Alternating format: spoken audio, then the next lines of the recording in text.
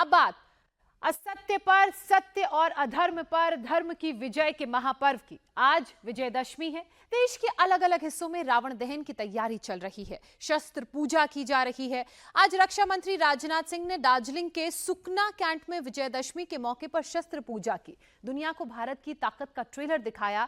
तो नागपुर में RSS chief Mohan Bhagwat ने शस्त्र पूजन किया। वहीं भोपाल में मुख्यमंत्री मोहन यादव ने भी शस्त्र पूजा की। तो गोरखपुर में मुख्यमंत्री योगी आदित्यनाथ ने गोरखनाथ मंदिर में शक्ति साधना की और ये तस्वीरें हम आपको दिखा रहे हैं।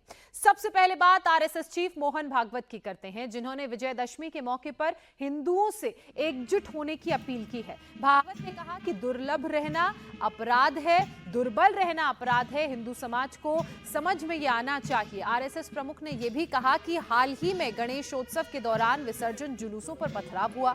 क्यों हुआ, इसका कोई कारण नहीं था। ऐसे में प्रशासन को फौरन एक्शन लेना चाहिए, गुंडागर्दी नहीं चलनी चाहिए। भागवत ने देश में बढ़ रहे कट्टरपंथ को लेकर भी सवाल खड़े किए। कहा, डेमोक्रेटिक तरीके से विरोध होना जरूरी है, लेकिन कुछ लोग हिंसा पर उतर आते हैं, डर और दहशत फैलाने की कोशिश की जाती है। दरअसल आज आरएसएस का स्थापना दिवस भी है। विजयदशमी के मौके पर हर साल संघ में पथ संचलन का आयोजन किया जाता है, जिसमें पहले स्वयं सेवकों का पथ संचलन होता है। उस दौरान 2 पथ संचलन की टुकड़ियां निकलती हैं। खास बात यह है कि आज के कार्यक्रम में आरएसएस चीफ के अलावा इसरो के पूर्व प्रमुख राधाकृष्णन मुख्य अतिथि थे।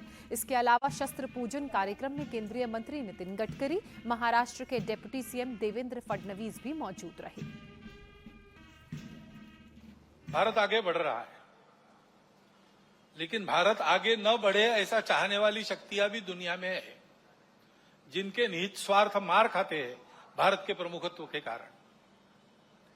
वो अपेक्षा तो यही है कि उनका विरोध होगा, तरह तरह की चालें वो चलेंगे, भारत को दबाने का, एक विशिष्ट मर्यादा के अंदर ही बढ़ने देने का प्रयास करेंगे।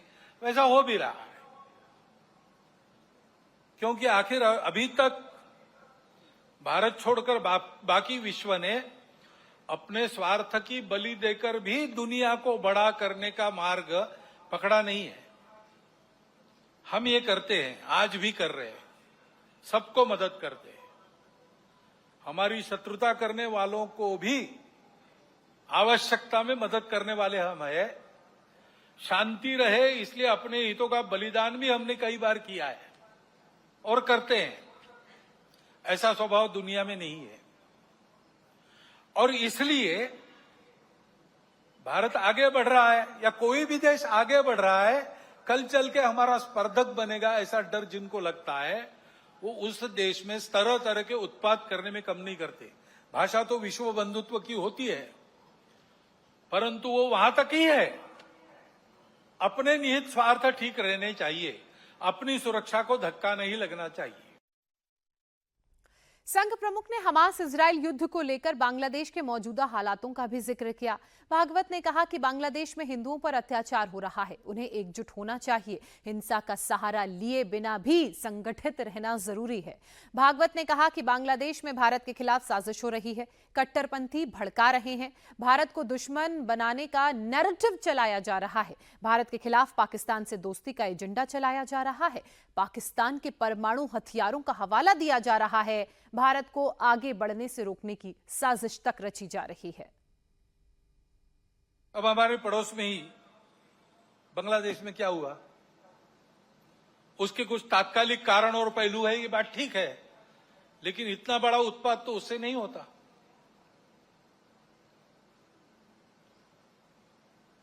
वो कारण, उनकी चर्चा जिनका विषय है वो करें,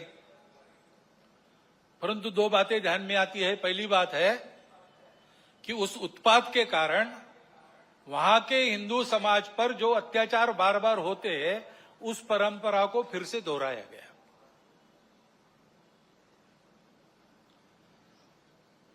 पहली बार वहां का हिंदू संगठित होकर अपने बचाव में रास्ते पर आया, इसलिए कुछ बचाव हो गया, परंतु कहीं कोई गड़बड़ हो, दुर्बलों पर अपना गुस्सा निकालने की ये जो कट्टरपन की प्रवृत्ति है, वो प्रवृत्ति जब तक वहां विद्यमान है, तब तक वहां के हिंदू क्या, वहां के सभी अल्पसंख्यक उनके सर पे खतरे की तलवार लटकी रहेंगी। और इसलिए जहां कहीं भी हम हैं वहां संगठित रहना, सशक्त रहना। अब वहां चर्चाएं ऐसी चलती है बांग्लादेश में कि भारत से हमको खतरा है और भारत से खतरा है इसलिए पाकिस्तान को साथ लेना चाहिए, वही हमारा प्रामाणिक मित्र है। और दोनों मिलके, क्योंकि उनके पास न्यूक्लियर वेपन्स है, हम भारत को रोक सकते हैं।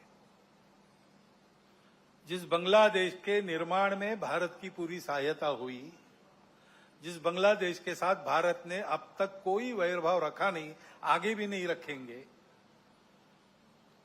उस बांग्लादेश में ये चर्चाएं हो रही है।